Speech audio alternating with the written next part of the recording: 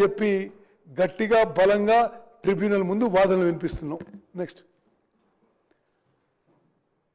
అదే విధంగా ఫ్యూచర్లో కూడా జూరాల నుంచి ఆన్లైన్ ఆఫ్లైన్ రిజర్వాయర్స్ మరి మనం నిర్మించుకొని కృష్ణా నదీ జలాలు కాపాడుకోవాలనే ఉద్దేశంతో జియో 34 తీసినాము. ఈ జియో 34 కూడా ఇప్పుడు ఈ బ్రిజేష్ ట్రిబ్యునల్ యాక్సెప్ట్ చేసింది. నెక్స్ట్ ఇది జగన్మోహన్ రెడ్డి గారి ఉత్తరం ఇక్కడ ఎందుకు ప్రస్తావిస్తున్నాం అంటే వైఎస్ జగన్మోహన్ రెడ్డి గారు నవంబర్ 19వ తారీఖున చంద్రబాబు నాయుడు గారికి లెటర్ రాస్తారు. తెలంగాణ రాష్ట్రం కృష్ణా నదీ జలాల డిస్ప్యూట్లో చాలా బలంగా ఆర్గ్యుమెంట్స్ వినిపిస్తున్నారు. వాళ్ళ ఆర్గ్యుమెంట్స్ వాళ్ళ స్టాండ్ చాలా గట్టిగా ఉంది.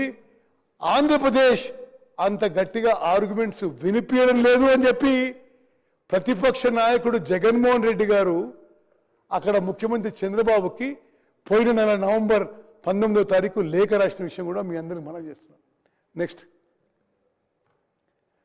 ఇది పాలమూరు రంగారెడ్డి పథకం విషయంలో నేను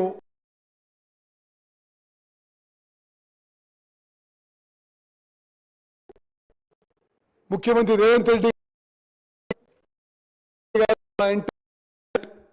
చాలా స్పష్టమైన ప్రకటన చేయదలుచుకున్నాము.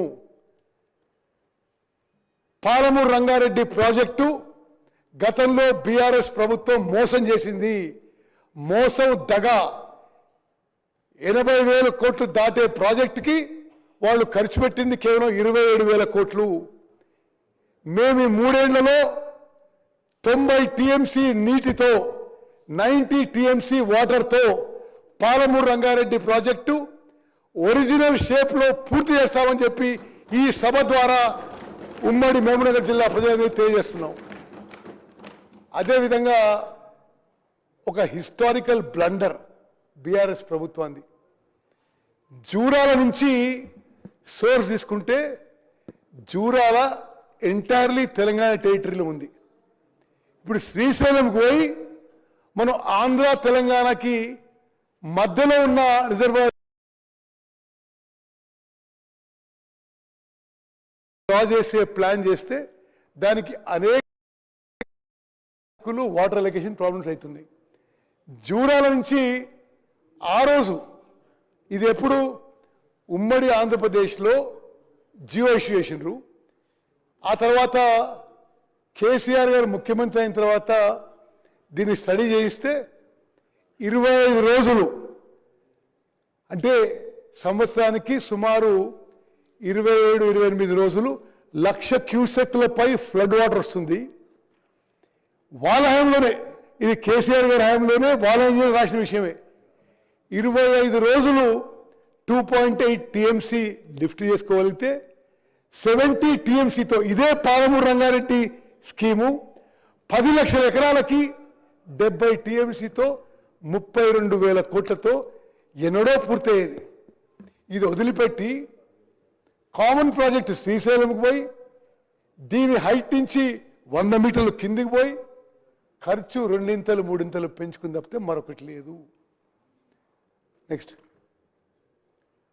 అదేవిధంగా ఇప్పుడు ఈ సభ ద్వారా ఉమ్మడి మహబూబ్నగర్ జిల్లా రైతులకి ప్రజలకి యావత్ తెలంగాణ ప్రజానీకానికి తెలియజేస్తుందంటే ఆనాడు జూరాల నుంచి ప్రాజెక్ట్ కట్టి ఉంటే తెలంగాణ రాష్ట్రానికి మహబూబ్నగర్ జిల్లాకి ఎంతో మేలు జరుగుతుంది.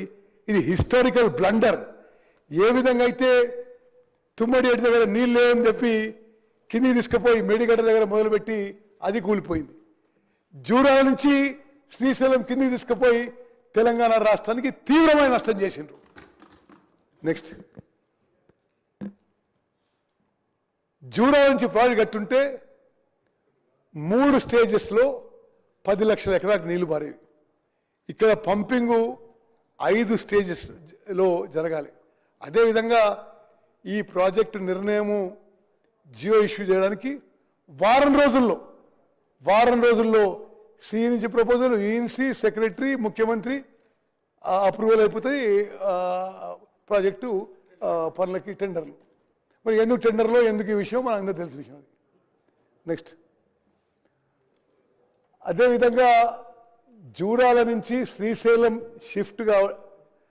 షిఫ్ట్ అయిన తర్వాత జియో ఇష్యూ చేసింది 35,000 కోట్లకి. డీటెయిల్డ్ ప్రాజెక్ట్ రిపోర్ట్ సిడబ్ల్యూసికి సబ్మిట్ చేసిందేమో అదే ప్రాజెక్టు, అదే ఆయకట్టు, అదే నీళ్లు 55,000 కోట్లకి. ఆ 55,000 కోట్లలో కూడా ఆయకట్టు కాలువలో ల్యాండ్ అక్విజిషన్ లేదు, ఆయకట్టు కాలువలో పూర్తి స్థాయి వర్క్ లేదు, R&R వర్క్లకి ఎస్టిమేట్స్ లేవు. ఇప్పుడు అది 80,000 కోట్లు దాటబోతుందని చెప్పి నేను మనం చేస్తున్నాం. నెక్స్ట్ ఇది డీటెయిల్గా వర్కౌట్ చేస్తున్నాం మేము. ఇప్పుడు పాలమూరు రంగారెడ్డి ప్రాజెక్టు పూర్తి చేయడానికి ఎంత ఖర్చు అవుతుంది? మరి 84,000 కోట్లు అవుతుందనే అంచనాలు ఇప్పుడు వచ్చిన ఎస్టిమేట్స్. వాళ్ళు ఎంతవరకు చేసినండి? 27,000 కోట్లు చేసిండ్రు. అందులో కూడా ఆ 27,000 కోట్ల చేసిన పనులు కూడా మరి ఆ బిల్లులు మాత్రం మరి పట్టిగారికి వదిలిపెట్టిపోయినారు. అంటే ఈ విషయం కూడా తెలంగాణ ప్రజానీకానికి అందరికీ తెలవాలి. 40,000 కోట్ల బిల్లులు పెండింగ్ పెట్టిపోయినరు. అందులో ఇరిగేషన్కి సంబంధించిన బిల్లులే సుమారు 10,000 కోట్ల రూపాయలు ఉన్నాయి. మరి రాష్ట్రానికి తీవ్రమైన ఆర్థిక భారం, శాశ్వతంగా ఒక భారం మోపి నీళ్ళ విషయంలో మాత్రం ఎక్కడా ప్రోగ్రెస్ లేదు. నెక్స్ట్ ఇప్పుడు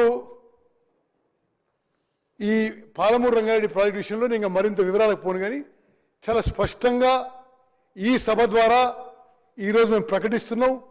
కృష్ణా బేసిన్లో ఉన్న అన్ని ప్రాజెక్టులు, పాలమూరు రంగారెడ్డి కానీ, కల్వకుర్తి, నెట్టెంపాడు, కోయిల్ సాగర్, భీమా, కొడంగల్, నారాయణపేట్, అదేవిధంగా ఇట్లు ఉమ్మడి నల్గొండలో SLBC టనల్,